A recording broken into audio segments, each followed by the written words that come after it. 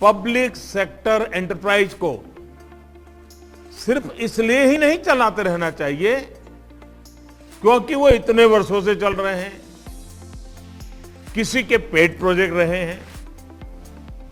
सरकार का ये दायित्व है कि वो देश के एंटरप्राइज को, बिजनेस को पूरा समर्थन दे, लेकिन सरकार खुद एंटरप्राइज चलाएं, उसकी मालिक बनी रहे।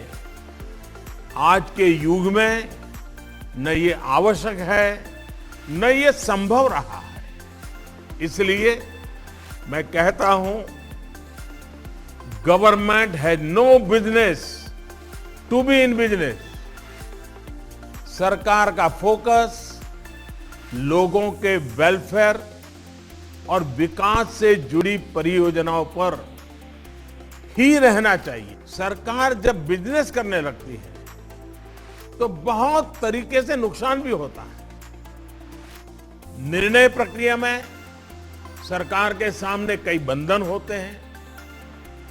सरकार में कॉमर्शियल निर्णय लेने का साहस का अभाव होता है। सरकार के नियंत्रण में बहुत सारे अंडर यूटिलाइज और अनयूटिलाइज एसेट्स हैं। इसी सोच के साथ हमने नेशनल एसेट मोनेटाइजेशन पाइपलाइन की घोषणा की है। ऑयल हो, गैस, पोर्ट, एयरपोर्ट, पावर, ऐसे करीब 100 एसेट्स को मोनेटाइज करने का लक्ष्य हमने रखा है। जब सरकार मोनेटाइज करती है तो उस स्थान को देश का प्राइवेट सेक्टर भरता है। प्राइवेट सेक्टर अपने साथ निवेश भी लाता है, ग्लोबल बेस्ट प्रैक्टिसेस भी लाता है, टॉप क्वालिटी का मैन पावर लगाता है, मैनेजमेंट में बदलाव लाता है।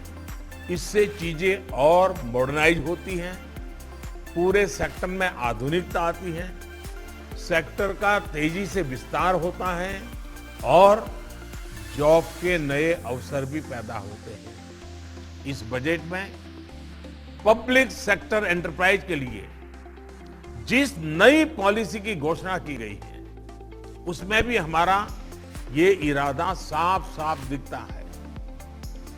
4 स्ट्रेटेजिक सेक्टर के अलावा बाकी सारे पीएसयूज के प्राइवेटाइजेशन को लेकर सरकार प्रतिबद्ध है। स्ट्रेटेजिक सेक्टर्स में भी कम से कम पीएसयूज रहें, जितनी जरूरत हो उतने ही रहें, ये भी हमने साफ किया है।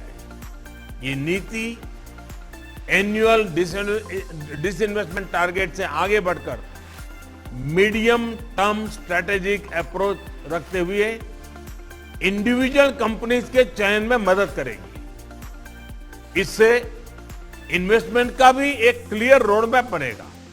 सरकार जिस मंत्र को लेकर आगे बढ़ रही है वो है मॉनेटाइज और मॉडर्नाइज।